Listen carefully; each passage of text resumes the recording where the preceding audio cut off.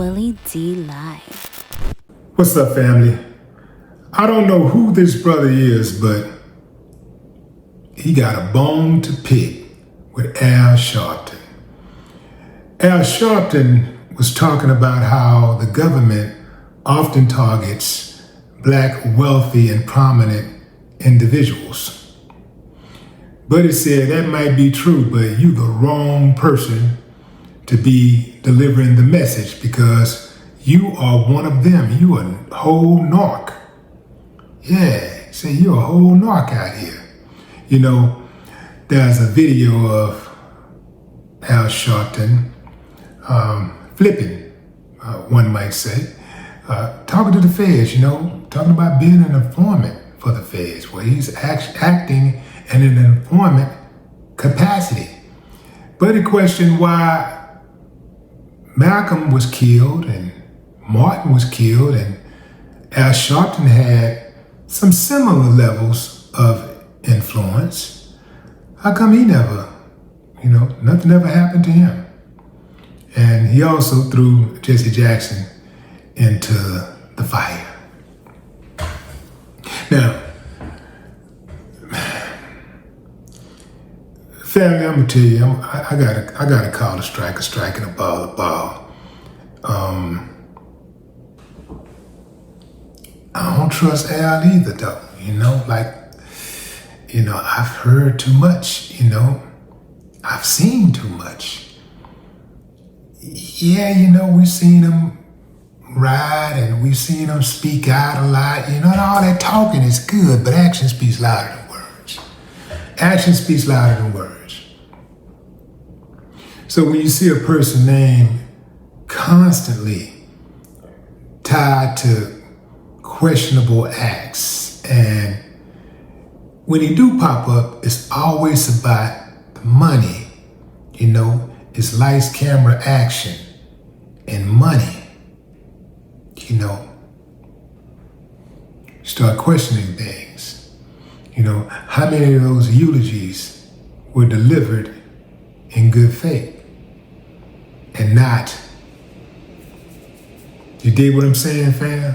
That's all I'm saying. Maybe I'm reading it wrong or something. I don't know, but just as recently as a month ago, his name was tied into something really, really, really bad. And if you don't know, it might surprise you. It didn't surprise me because I've been hearing stuff like this for a long time.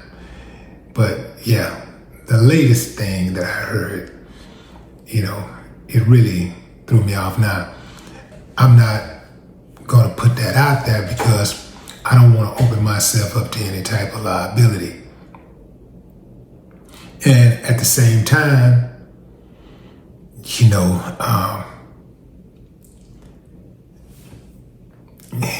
what I'm saying, fam. I'm trying to say these words where y'all can read between the lines. And I know some of you guys are bright enough to read between the lines, right? But yeah, something just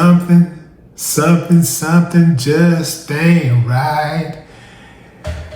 But to the point of this topic, yes, forever the government has targeted wealthy and prominent black people in this country.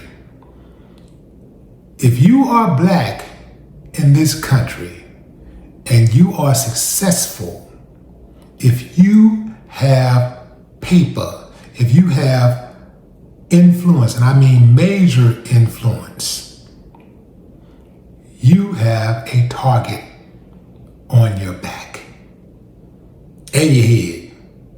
It ain't no secret that the government's COINTELPRO program was used to monitor and disrupt black leaders like Martin Luther King Jr., while other government policies like redlining and discriminatory housing practices hindered wealth accumulation for the black community as a whole. We know that.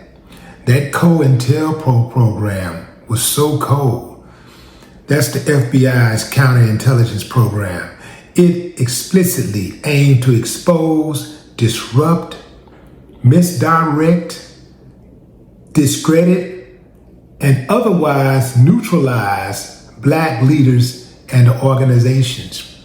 It didn't matter if those Black leaders or organizations were good, It didn't matter that they were progressive, that they were law-abiding.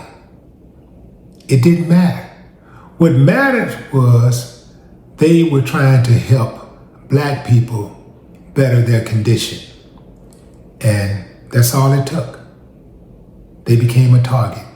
If you were a singer, back in the days, this is really bad right here, back in the Hoover days, the J. Edgar Hoover days, yeah, you had a target on your back. Family, they was following around Aretha Franklin. Aretha Franklin, because of songs like Respect. Yeah. Say a little prayer for you, Those songs motivated people. It moved people. It inspired people. Can't have Black folks being inspired. Got to keep them downtrodden. Got to keep them low in spirits. Got to keep them doubting themselves. We cannot be talking about say it loud, I'm Black and I'm proud. It's just a song, but it encourages Black people too much. It gives them too much pride. We got to put some pressure on James Brown now. Cut that out. Let's follow him around. See what he's up to. Let's tap his phones. Yeah, this is what they did. And this is what continues to happen to this day.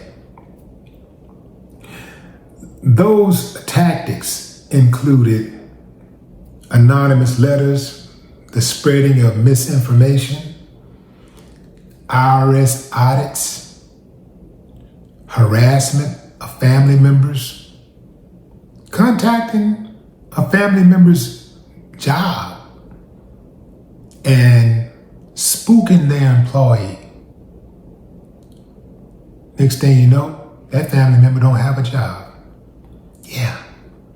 The FBI created extensive files on individuals like singer Paul Robeson.